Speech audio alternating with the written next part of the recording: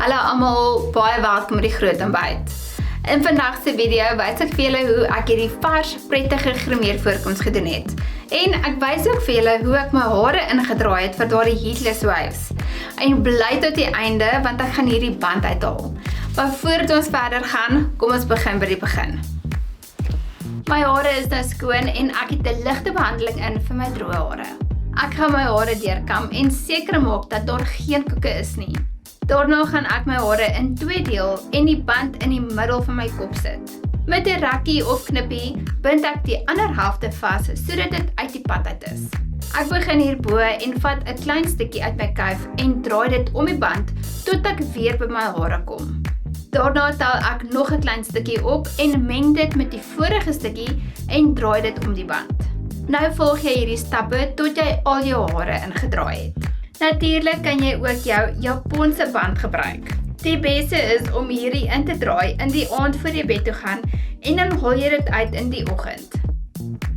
Kom ons doen gou die ander kant.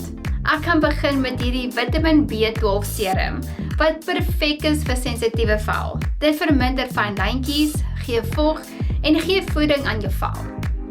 Daarna gaan ek my onderlaag aanwend in die middel van my gesig en dit versprei na die buitekantse gedeeltes. Jy kan 'n borsel of 'n sponsie gebruik of albei. Ek hou van die tegniek. Kom ons kam gou die wenkbroue met 'n wenkbrou mascara om my hare te stileer en in te vul. 'n Klein bietjie concealer onder die oë en ek blend dit in met my sponsie en net so lyk my onderoë helder. Ek gaan die bronzer aanwend net bo my wangbeen, voorkop en neus. Dit skep 'n skaduwee en gee dadelik vir jou 'n slanker effek. Ek gaan my borsel gebruik om dit in te blend. Ek gaan 'n pink blosser gebruik en wend dit aan net bo my bronzer. Hierdie gaan vir jou 'n opbordse effek gee en 'n klein bietjie op die neus vir 'n gloeiende effek. Ek gaan sommer my blosser gebruik as 'n oogskadu en wend dit aan op my ooglid.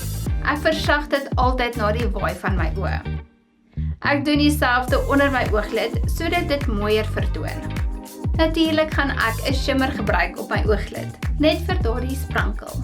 Nou gaan ek 2 laagies mascara aanwend en wiggle dit van onder na bo. Ek gaan ook mascara aanwend op die onderste wimpers. Met my oë wat klaar is, gaan ek net 'n ligte pink lipglans aanwend. Na 'n paar ure is dit tyd om die band uit te haal. Kyk hoe mooi krul my hare. Hierdie tegniek is baie lekker want jy gebruik nie enige hitte nie en dit is maklik genoeg om dit self by die huis te doen. Ek hoop julle het hierdie hare en grimering video geniet saam met my. Vir meer raad en inspirasie, gaan volg my gerus op Instagram. Makeup by Annelies. Tot volgende week, totsiens.